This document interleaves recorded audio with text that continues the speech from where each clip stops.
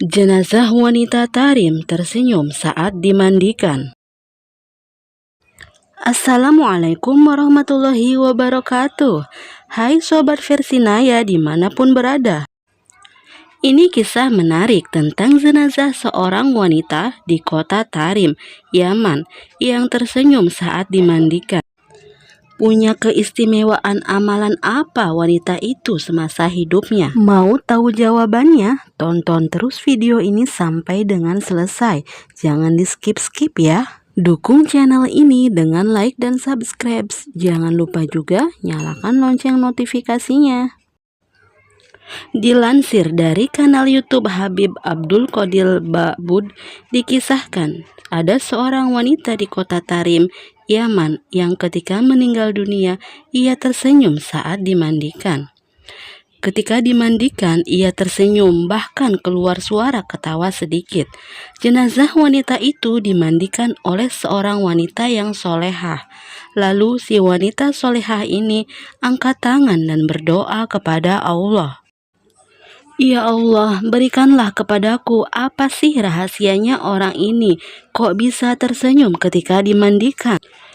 Di kota Tarim itu, kalau memandikan jenazah orangnya sedikit, 4 orang setidaknya. Habib Abdul Qadir Ba'bud juga menjelaskan bahwa ada orang yang tidak boleh memandikan mayat, yaitu orang yang banyak bicara, tukang gibah. Kalau kita menutup aib si mayat, maka Allah juga akan menutup aib kita di dunia maupun di akhirat. Kemudian dilanjutkan kisah yang tadi, ketika jenazah wanita itu dimandikan oleh orang yang solehah, lalu ia meminta kepada Allah agar ditunjukkan apa keistimewaan mayat itu sampai tersenyum ketika dimandikan. Pada malam harinya, wanita yang memandikan itu dimimpikan bertemu dengan orang yang jenazahnya tersenyum saat dimandikan itu.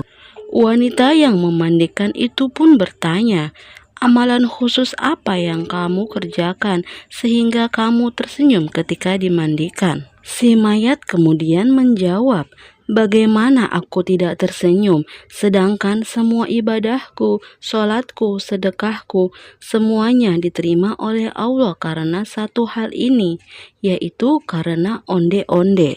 Si mayat melanjutkan ceritanya. Saya ini orang yang miskin, tidak punya apa-apa. Setiap harinya saya bangun tidur, lalu menyapu halaman rumah. Ada seorang yang lewat ke pasar, saya beri pisang goreng. Ada yang mau ke sawah, saya kasih nasi bungkus. Namun, pada waktu itu saya cuma punya onde-onde. Waktu itu turun rintik-rintik hujan gerimis.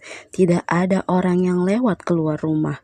Ketika itulah ada seekor kambing lewat. Ya Allah, saya berikan onde-onde ini kepada kambing karena tidak ada orang yang lewat. Onde-onde pun dimakan oleh kambing. Ketika saya meninggal, subhanallah, semua amal ibadah saya diterima oleh Allah gara-gara onde-onde yang saya berikan kepada kambing. Itulah yang membuat saya tertawa saat dimandikan, karena ternyata sedekah terhadap kambing yang membuat amal ibadah saya diterima oleh Allah.